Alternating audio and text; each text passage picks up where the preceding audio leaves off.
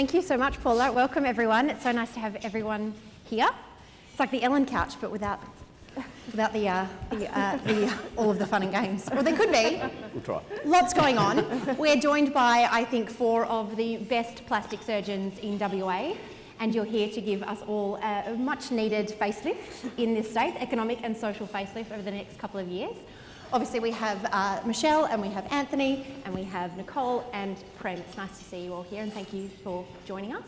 I think we'll start the panel, obviously, having a 3-minute chat around what's going on in your backyard. A little bit going on, Michelle. A little bit.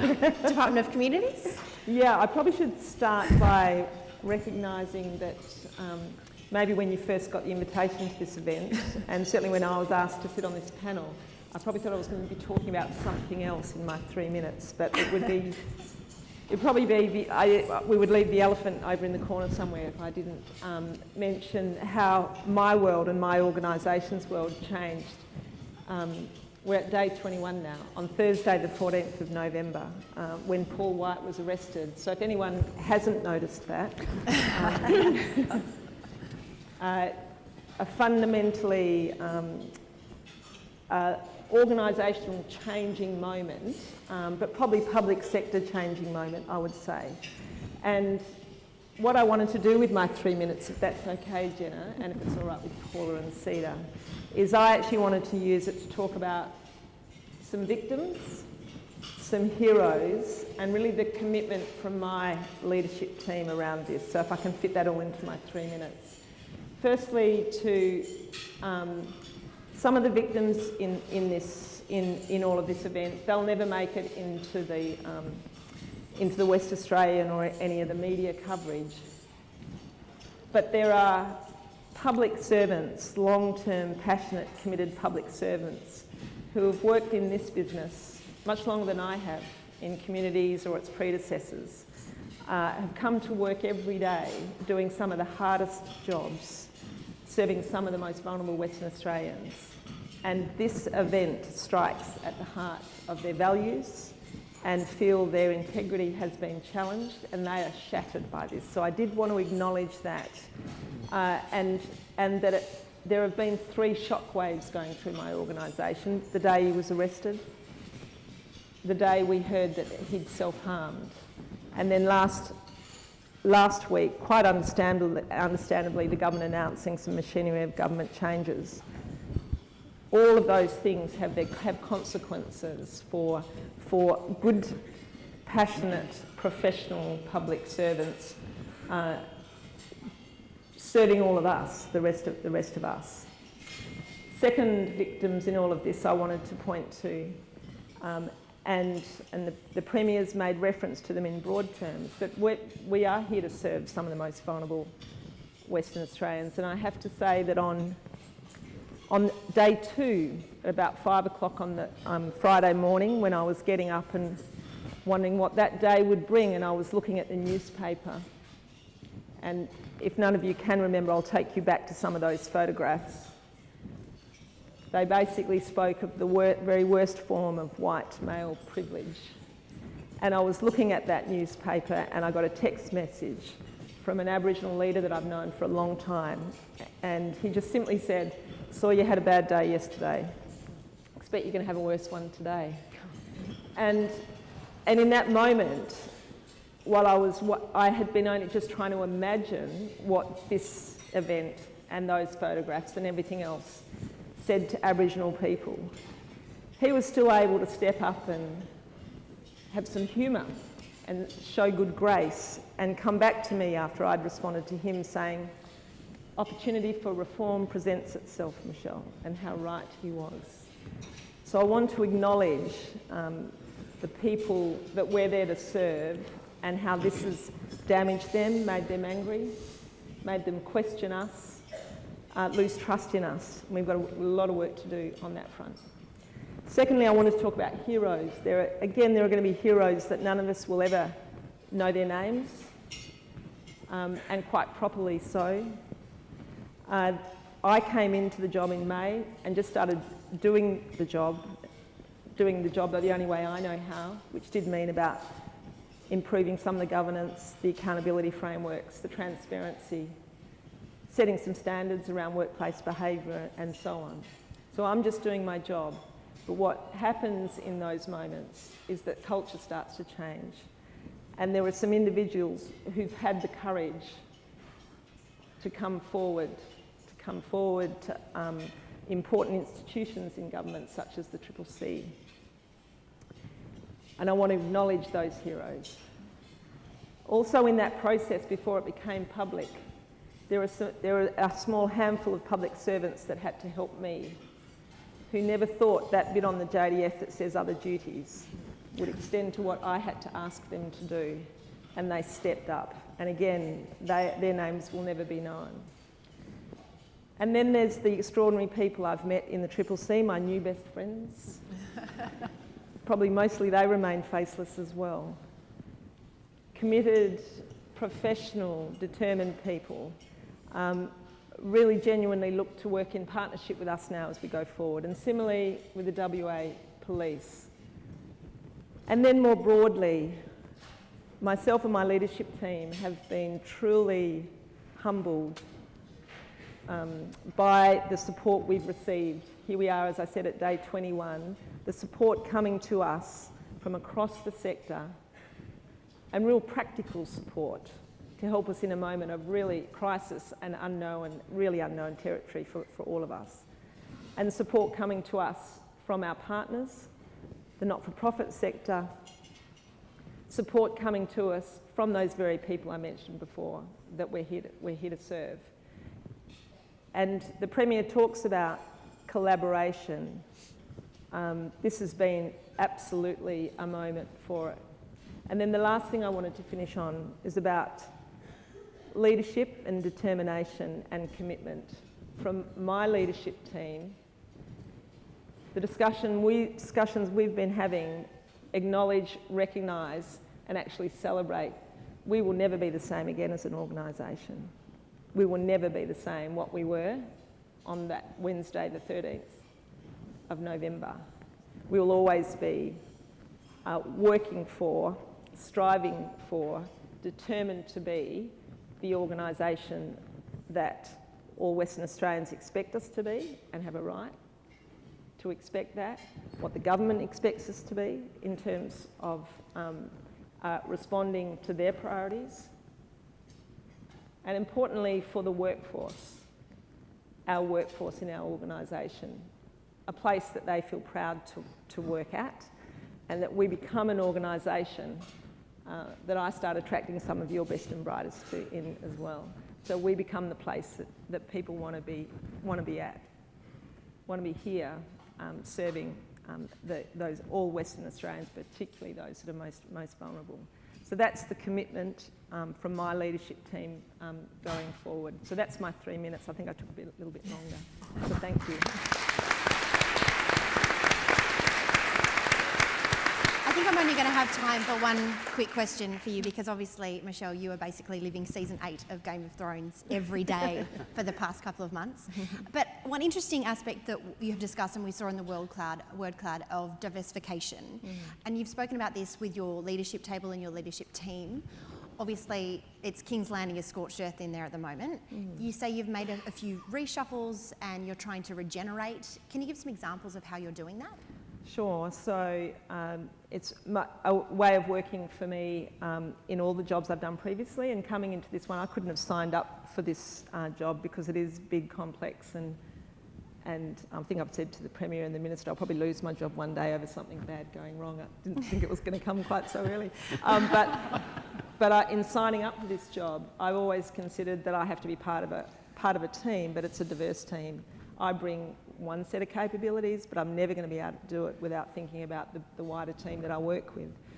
Changes that I made really on day one, Audit and Risk Committee, not doing this Audit and Risk Committee without an independent chair. I need to bring some different thinking, some challenge, someone who's going to ask the tough questions of us. in my first couple of weeks on the job, I invited our most senior Aboriginal person to join our leadership table, and I've brought her along today, Jacqueline Littlejohn, that we were diminished as a leadership team because we did not have an Aboriginal voice at the table, not to be the only person thinking about Aboriginal people, but to hold the rest of us to account for what we were doing in terms of Aboriginal people and Aboriginal outcomes. Senior officer from the Auditor General's office joined us getting on for 2 to 3 months ago, again coming in to help me build the governance structure that we needed in our organisation. And now in this moment, I've had some additional great capability coming our way. When you've got to stand up a crisis response team, an incident response, we didn't necessarily have all the right people to draw on for that, and we've got a senior officer from police that Chris Dawson made available, Craig Ward, helping us with that, my new chief risk officer, also out of police. Great people, passionate about what our department's about, but bringing different skills, really strengthening who we are and how we're driving towards those outcomes for Western Australians. Well, Michelle, 6 months into a massive job. Congratulations, despite everything.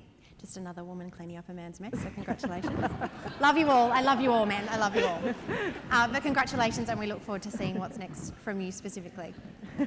Anthony. Yeah, light relief. Well, yeah. I initially, when we did meet, I forgot to ask you the one very important question I think everyone in this room wants to know. Are you the man behind the West Australian Government Railway Memes Facebook page? No. Well, get on board with that because it's very funny. Okay. Now, as the head of METRONET, yeah. You watch a lot of train spotting, you watch a lot of Thomas the Tank Engine. Yeah. Try and avoid it, yep. Yeah. Seeking inspiration, I'm sure. Yeah. Can you give us an update on your project, which the Premier previously did, but I guess we'd like to hear from the man at the coalface. Yeah, the Premier gave all the detail of there, but I think what I always like to focus on is the collaboration around government happening on this project. And I think the Premier mentioned it, and it is truly the case. About 2.5 years ago now, I rocked up to the office. I was the only one there, so that was in June 2017. And but very quickly, due to the assistance by the Director General of the Department of Transport and Director General of the Department of Planning, Lands and Heritage, Department of Communities, I quickly had a large team around me. And I had a team of experts, because I'm no expert on rail. I have an economics background, so I'm there to bring together the best. But having those agencies together is helping us achieve the real true outcomes that the government's aiming to achieve, which are, the land use outcomes as well. We are here. It's very important that we are building a railway line, and we can't underestimate that. But the fact that we need to make sure that we build livable communities along our lines is extremely important. And when we've started building Yanchep Rail Extension, we're going to be building new communities at Yanchep, Elkimos and Eglinton. But also when we go to Ellenbrook, and not sure if many of you have been to Ellenbrook recently, but there's a big plot of land there waiting for our station to be, and I think we've found through our business case process that it needs to be there very shortly. So that's going to be out in the market, we think, next year, and will be out in the market next year, and we're hoping to have commitment to that project in a contract sense very shortly. But I think that I want to emphasise that we are here. We're going to know if our transport infrastructure is suitable in 5 years, but certainly how effective we are in developing communities along the line is very important. But that's going to be, if you look at the Joondalup example, that's going to be 15, 20 years away before we know how that's going to be achieved. So if we can put the framework in place to make sure that happens, it's really good. Now, I guess a lot of your role would definitely involve a lot of stakeholder management. Yep. As we've seen, I guess, the rollout late last month with the Yanchep line, 3,000 new jobs with a lot of the private sector. Yep. How have those negotiations gone, and what have you learnt from those? I think we've learnt that there are wide and varied needs. There are cases where you will have interest groups that have very varied requirements. Some are for development, some are anti-development. So we found that we use the local authorities, the City of Wanneroo in the case of Yanchep, to negotiate and have them involved in our planning. But we also need to talk to the landowners, and gratefully on the Yanchep line, there's 3 individual owners of land around it. And that's very different to when you go to Thornley-Coburn link where you've got many owners around the stations, and that's where we have to actually adjust our stakeholder engagement to the requirement. Bayswater Station was a classic example where we have consulted, and we're hoping that we've found the optimal position, but that's certainly again going to be contracted early next year, as the Premier said, and we think that perhaps a measure will be that we'll be disrupting people's lives a little bit, and perhaps that's not a bad thing from where I sit, but I'm sure others will find that a challenge. Yeah. Well, we look forward to learning more about that. We'll open the floor to questions. Thank you. Nicole, what's doing out at Coburn? Tell us about Westport. Have you been busy? Just a little. Yeah. So it's actually just gone 2 years in a room a bit smaller than this at a CEDA event that Westport was actually launched. And it's been the most amazing honour to be part of this process. And I think, you know, all credit to the government for being brave enough to take on a long-term planning challenge, because one of the things Infrastructure Australia always talks about is the need to understand the whole picture and the strategic context, and most governments don't have the courage to take that on, given that often there's not a short-term benefit that comes with that, but usually a lot of long-term pain. So what we were able to do, which was quite unique from any previous port planning exercise, was look at not only just a long time frame, so 50 years and beyond, but also the whole supply chain, which in a port context is so important, because a supply chain is only as strong as its weakest link, and we certainly learnt that lesson well in the journey we've gone on. The other part that's been critical to the success or the development of this process is the openness of how government's allowed us to establish it. So when you look at supply chains, they are largely driven, so we have government assets and government contracts alongside private sector ownership and management. So to get a good outcome, you need the private sector at the table. And all of these assets and operations are about serving the community. So unless the community has an involvement and an understanding, one in terms of what their expectations are, but two in terms of the impact, you're going to end up with an answer that probably isn't going to be palatable.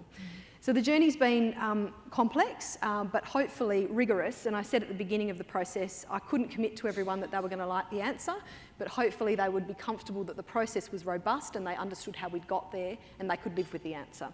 So we had to set about mapping the whole supply chain, understanding constraints, and then going through an options process to take us right down to where we are now, which is from a short list of 5, taking it right down to a preferred option and transition state to take forward to government in the new year. I think the complexity that we've come across is that this isn't one problem. This is actually an interface of a number of problems, because Perth is growing, and that's a good problem to have. But unfortunately, people are getting less and less interested in change, but they're more and more interested in the improvements that come with faster deliveries and a global economy, and they want to be part of that. And the issue we've got with building any new infrastructure now is actually gaining social licence. So how do we make sure that people understand what we're trying to achieve, they understand the offsets and the trade-offs, and then we can bring them on the journey so that ultimately when we go to construct something, we've got willing community at the table. The old adage of the NIMBY, they're not in my backyard, has now evolved to the banana, which is build absolutely nothing anywhere near anything, and that's and that's what we're tackling.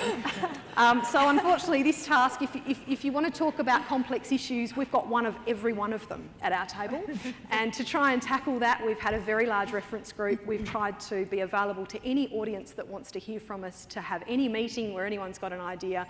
We've had all sorts of amazing work from probably 5 decades of analysis of this issue. The change that's coming now is we're actually getting to the point where we've got a problem. In the past, we actually haven't had a problem yet, and never waste a crisis, I say. So you can't change behaviour unless something's feeling uncomfortable, and that's what's going to start to happen. And we're going to need the community to understand that. We're going to need community to change behaviour, and Anthony's going to be part of the solution. We have to get out of our wedded connection to cars and try something new. But operators have got to understand that they need to do things differently too. We've got to maximise the space we have on our network. We can't just keep building more bits of road and rail. We don't have the space, and it gets very, very expensive option. So it is about a network solution. It is about a social licence, but ultimately it's about leadership and government being prepared to say, you know what, we're putting a stake in the ground and we're going to move forward. So hopefully the work we've done will give government the confidence to do that, and really excited about what next year will bring.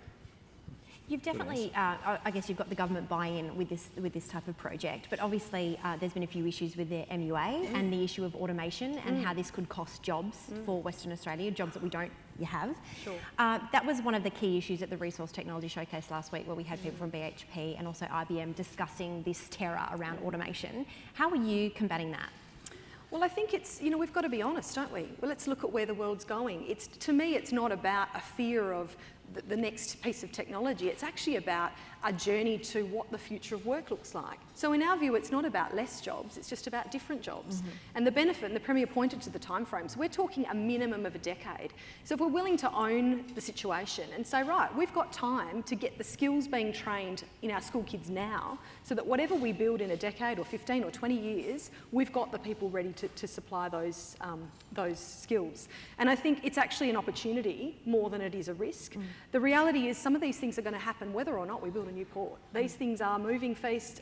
Government and operators around the world are well and truly on that path, and unfortunately, as much as we think we're very important, we're not going to stem that tide. We're part of something much bigger than ourselves. So I think it's actually about us being much smarter about how we prepare our workforce, and maybe leapfrogging a couple of these places and saying, you know what, we're going to grab this and we're going to be the best at it, but we're going to have different jobs.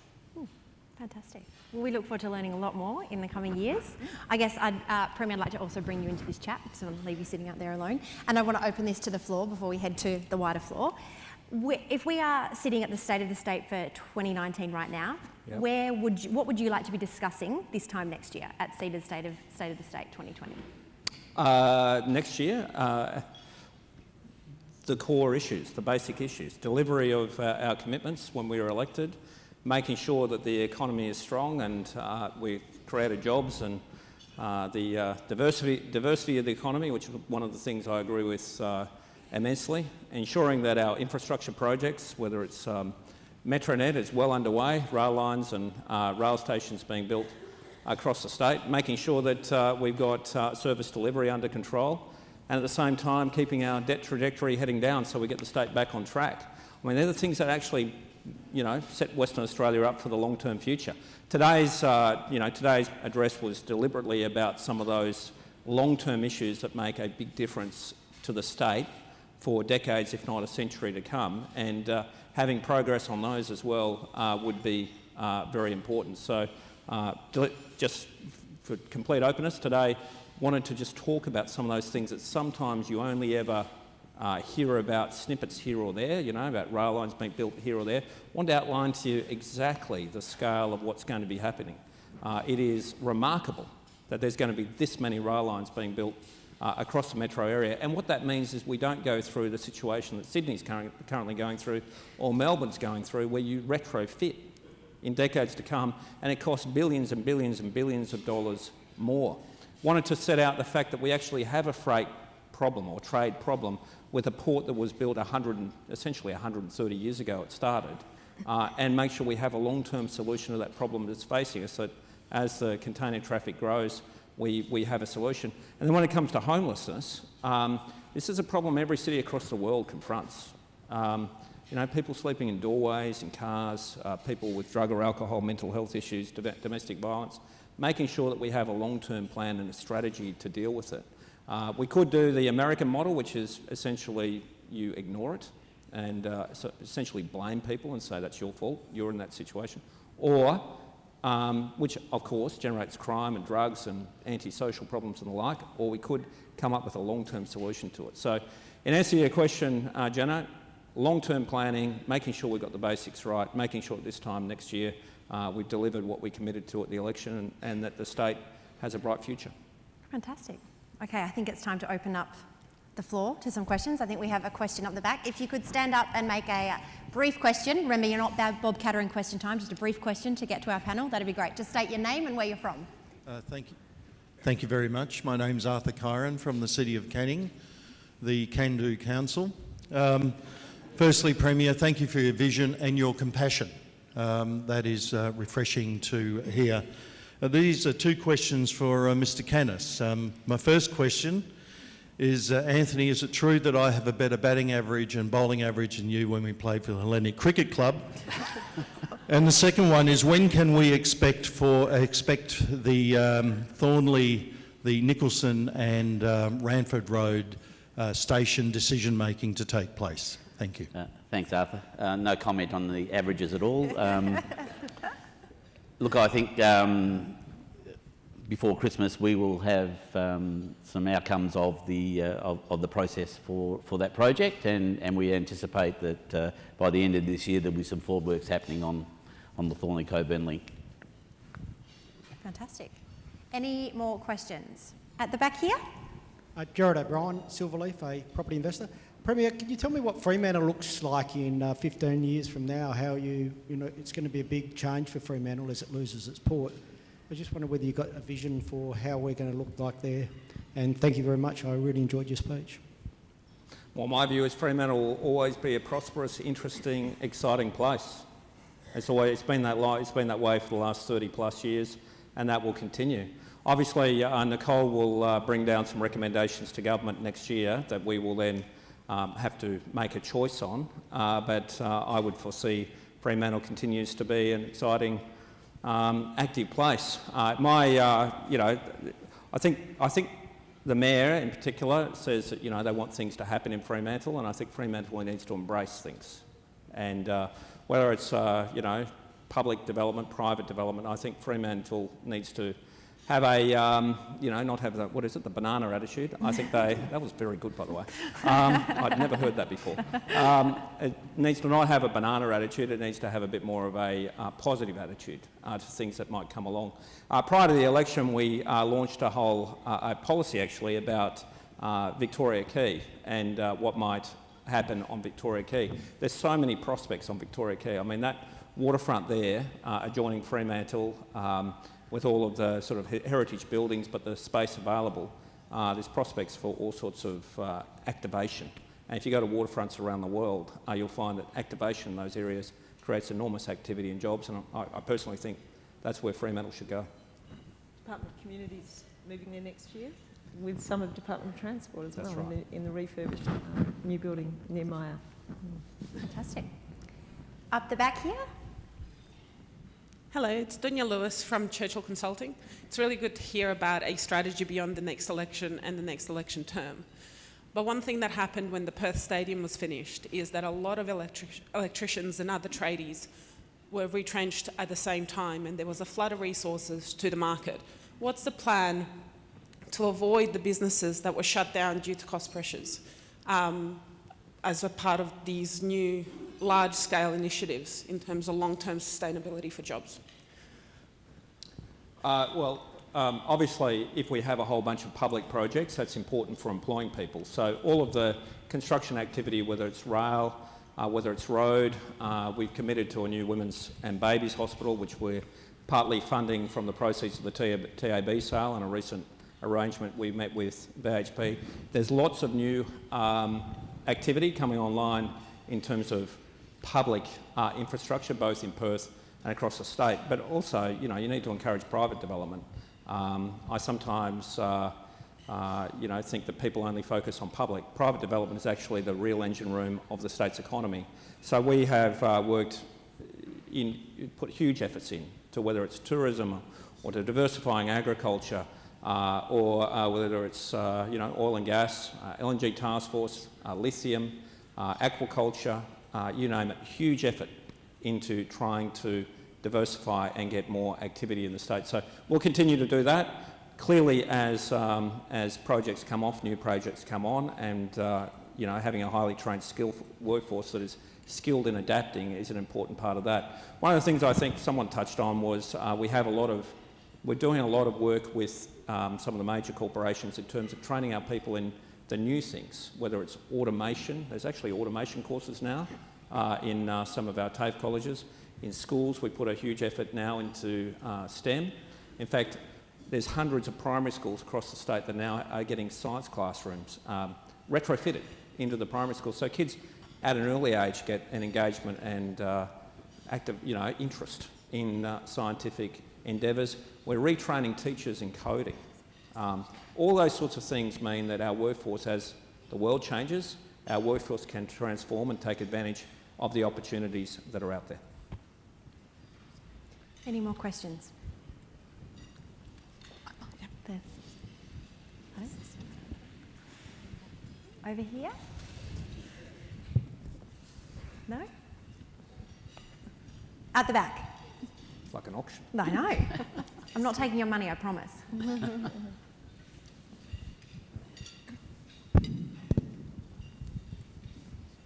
Thank you, Mr Premier. Felicity Morell, Edney Brown. I'm an individual trustee of CEDA, but I'm also a board member of St Bart's. And of course, we're very grateful that you've launched the homeless strategy, and we're very interested in the common ground. I'm particularly interested in the fastest growing cohort of women over the age of 55 who are experiencing